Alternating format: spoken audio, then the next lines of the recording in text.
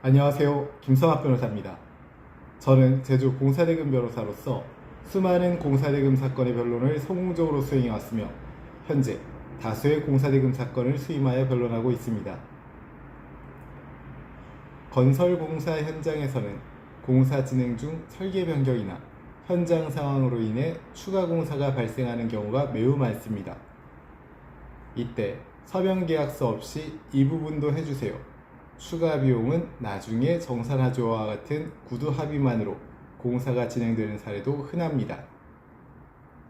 문제는 공사가 끝난 뒤 추가 공사비 지급을 둘러싼 분쟁이 발생했을 때입니다. 상대방이 그건 원래 공사에 포함된 것이라거나 추가 비용에 대해 합의한 적이 없다고 주장한다면 시공사나 하도급 업체는 상당히 곤란한 상황에 놓이게 됩니다.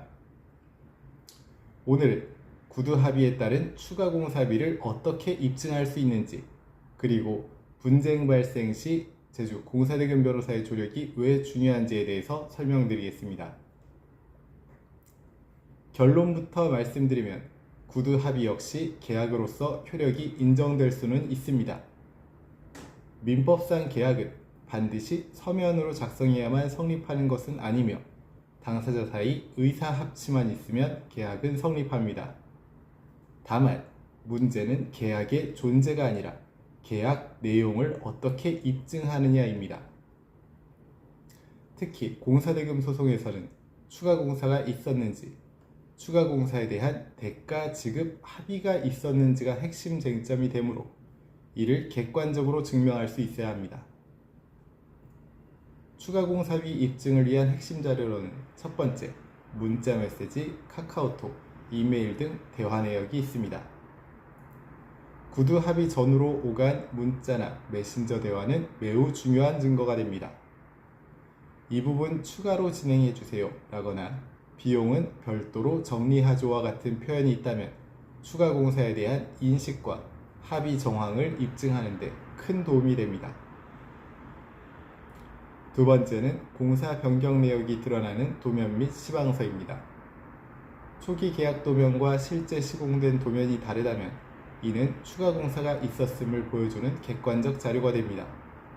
설계 변경 도면, 현장 지시서, 변경 시방서 등이 있다면 이를 반드시 확보해 두셔야 합니다. 세 번째는 현장 사진 및 영상 자료입니다.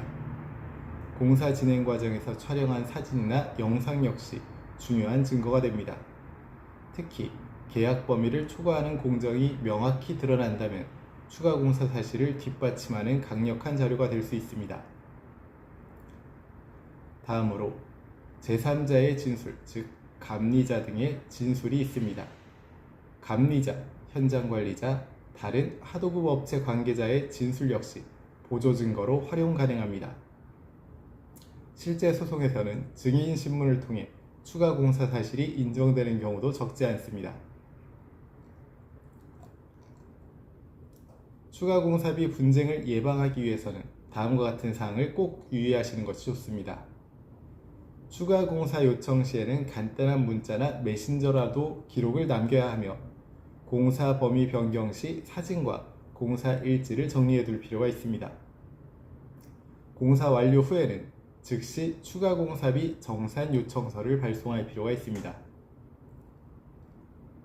공사대금 소송은 단순한 금전 분쟁이 아니라 계약 해석과 입증의 싸움입니다. 특히 구두 합의에 따른 추가 공사비 사건은 사실관계 정리가 복잡하고 법리 적용이 까다로운 경우가 많습니다. 제주 지역에서 공사대금, 추가 공사비, 하도급 분쟁 등을 다수 다뤄본 제주 공사대금 변호사의 조력을 받는다면 불리해 보이던 상황에서도 합리적인 결과를 기대할 수 있습니다. 현재 구두 합의에 따른 추가 공사비 문제로 고민하고 계시다면 언제든지 제주 공사대금 변호사 김성학 법률사무소를 찾아주시면 신속, 정확한 해법을 제시해드리겠습니다. 조금이나마 도움이 되셨으면 합니다. 여러분의 권리를 지키고 언제나 신속하고 정확한 해법을 제시해드리는 김성학 변호사입니다. 감사합니다.